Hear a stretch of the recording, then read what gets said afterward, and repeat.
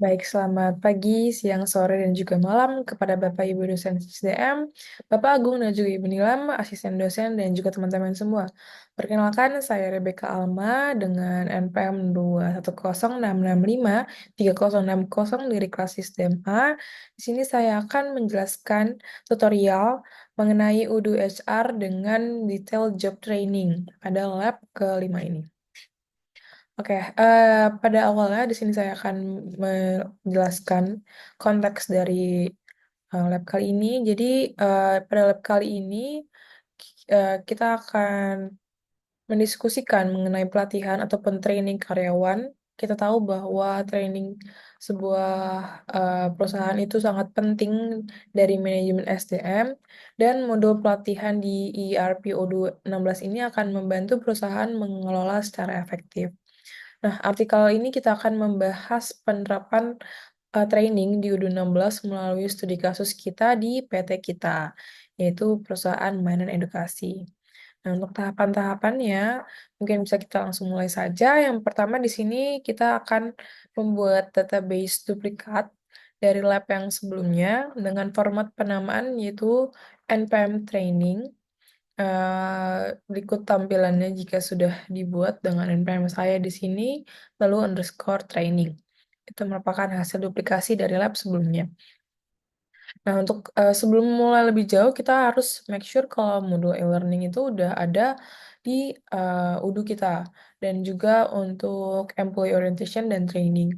Bisa kita lihat di sini ada udah installed, employee orientation dan training dan e-learningnya.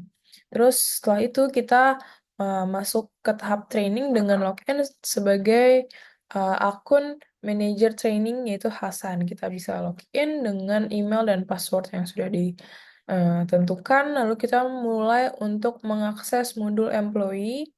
Lalu kita pilih opsi training program untuk membuat training program secara manual dengan cara klik button new, lalu isi dengan ketentuan program training yang diinginkan. Nah, di sini saya ada buat dua program, yaitu Optimizing Production Workflow for Efficiency dan Effective Resource Allocation in Production, karena saya berada di Departemen Produksi. Setelah itu, kita pilih menu Employee Training Program untuk make sure kalau kedua training tersebut sudah berhasil dibuat. Lalu contoh ketika sudah berhasil kedua training tersebut dibuat, maka akan ada di list training program. Nah, bisa kita lihat departemen produksi, di sini responsible usernya adalah Hasan, dan di sini new ya, karena emang baru dibuat. Nah, selanjutnya kita akan membuat training program dengan memanfaatkan fitur import master data. Jadi kita perlu kita perlu penyesuaian sedikit. Jadi kita hapus dulu data training program yang sebelumnya dibuat secara manual. Lalu kita upload di sini emang sudah disediakan link link ataupun file yang sudah siap diupload. Nah, setelah kita melakukan import master data, kita klik icon favorite, lalu klik import record. Setelah itu kita pilih file master data yang ingin diimport. Ini seperti tahapan di lab sebelumnya, mungkin bisa dilihat di video ataupun medium saya sebelumnya. Di sini kita import record, terus kita harus make sure kalau everything seems valid ketika sudah berhasil melakukan import. Nah, kalau misalnya udah berhasil, maka kita bisa import data secara otomatis diakses dalam aplikasi Odoo. Nah, lalu kita bisa make sure dengan cari training program yang kita inginkan dan kita pilih yang mana yang ingin dikonfirmasi. Nah, yang saya pilih di sini adalah program yang kedua, yaitu Effective Resource Allocation in Production. Nah, kalau sudah, kita klik confirm untuk dikonfirmasi. Nah, setelah konfirmasi kegiatan tersebut, Hasan sebagai manajer harus mengirimkan announcement kepada pesertanya, yaitu karyawan yang akan mengikuti kegiatan training tersebut. Nah, dengan demikian, Hasan sebagai penyelenggara perlu mengirimkan announcement terkait technical training yang akan dilakukan oleh PT kita dengan send by email.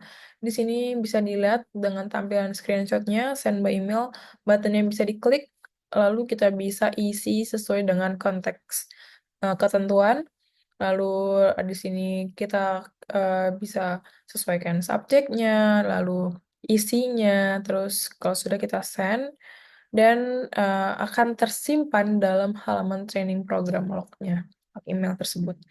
Nah, training yang akan dilakukan itu berupa course untuk peserta, jadi kita juga harus mempersiapkan isi materinya. Nah, Hasan di sini perlu membuat, materi yang sesuai dengan training yang dilaksanakan. Di sini saya mencoba untuk membuat sesuai dengan konteks dari program saya, yaitu Effective Resource Allocation in Production, mulai dari, mmm bridging materi yang akan dibawakan, manfaatnya, strategi, dan juga tidak lupa mencantumkan perusahaan kita di sini, PT kita.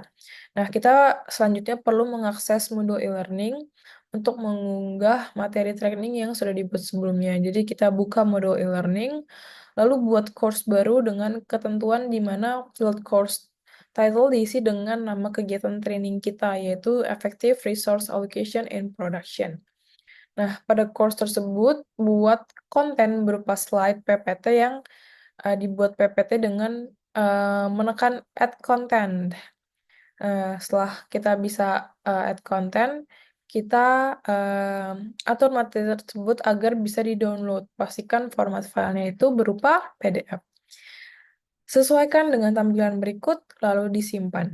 Nah, training berupa course ini perlu diakhiri dengan perolehan sertifikat. Jadi kita, bisa move ke tab course, lalu pilih certification dan buat sertifikat, sesuai dengan ketentuan. Nah, kita harus mengaktifasi modul terlebih dahulu kalau misal belum ada. Lalu kita ke navbar course, ke certification, lalu kita klik new di kiri atas, lalu kita membuat dengan menginput soal quiz yang direncanakan sebelumnya dan sesuaikan dengan konteks, dari judul trainingnya yang kita miliki. Nah, di sini kita konteks pertanyaannya multiple choice maksud saya, lalu kita bisa pilih mana jawaban yang benar, lalu, bisa ada skornya. Nah, setelah itu kalau udah nanti hasil akhir dari pembuatan sertifikat seperti berikut. Nah, kemudian certification yang telah dibuat tersebut harus ditambahkan pada course dengan klik Add Certification. Ya, di sini seperti yang di kotak merah. Lalu kita content title-nya Get Certificate, terus, kita sesuaikan duration-nya, content type, certification dengan konteks judul kita. Lalu kita harus mengubah status course kita menjadi publish agar dapat diakses oleh peserta training. Nah, di sini kita bisa, ke tampilan all course, terus kita pilih view course dan tampilannya seperti berikut. Yang tadinya unpublished, lalu kita bisa centang, kita klik aja menjadi publish. Terus kalau sudah, kita ikutin tahapan dari, tampilan screenshot seperti berikut. Nah, sekarang kita akan melaksanakan proses training dengan course yang sudah dibuat. Nah, kita mencoba pelatihan dengan menggunakan akun yang sudah ditentukan role-nya, di sini saya mendapat Rasya. Lalu kita join the course, lalu setelah itu akan ada, sinyal ataupun notification kalau kita sudah enrolled dan kita ada, keterangan begin your certification today. Terus kita bisa baca materi dari file, section kita, lalu, prosesnya akan berubah jadi 50% karena sudah review dari materinya. Terus untuk get the certification section-nya, kita perlu mengerjakan quiz yang sudah dibuat sebelumnya dengan klik tombol begin certification dan kita akan menjawab soal-soal yang diberikan. Nah, kalau sudah, kita bisa klik tombol submit dari jawaban yang sudah kita pilih untuk menyelesaikan quiz. Nah, kalau misalnya udah dijalankan, maka akan ada result dari quiz yang sudah kita kerjakan, ada skornya, lalu juga bisa di-download certification-nya. Kalau misalnya diklik certification download, maka tampilan sertifikatnya seperti berikut dengan namanya dan tampilannya berikut. Nah, kalau udah selesai dari course tersebut, maka di sini completed, terus habis itu, eee terlihat ya, completion time-nya, dan sebagainya. Nah, kita coba untuk, hal yang sama untuk 2 user lainnya, kalau misalnya tidak lulus dengan hanya menjawab benar satu pertanyaan, kurang lebih seperti berikut, skornya 50, terus ada, text, "Unfortunately, you have failed the task." So, kita bisa ambil lagi atau klik button take again. Terus kalau misal lulus seperti berikut kayak sebelumnya juga, seperti berikut. Terus, kalau sudah berarti proses training PT kita sudah selesai.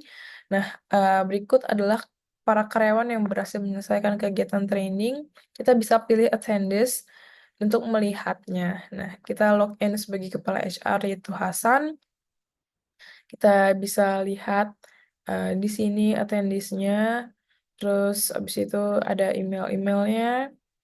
Terus kalau sudah, sebagai kepala seksi training, si Hasan ini perlu konfirmasi kalau status trainingnya sudah, diadakan dengan mengubah status training tersebut menjadi completed. Nah, hal ini dapat kita lakukan dengan membuka employee training program yang sebelumnya sudah kita buat pada tahap awal, kemudian mengubah status trainingnya menjadi completed dengan memilih tombol event complete. Di sini kita bisa lihat ya, ada event complete, lalu kita bisa klik. Nah, kalau sudah, maka tampilannya seperti berikut. Untuk, yang lainnya merupakan jawaban dari pertanyaan-pertanyaan yang diberikan. Untuk lebih lengkapnya bisa diakses melalui medium saya, Rebecca Barimbing. Kurang lebih seperti itu, sekian yang dapat saya sampaikan, kurang lebihnya mohon maaf. Terima kasih atas perhatiannya.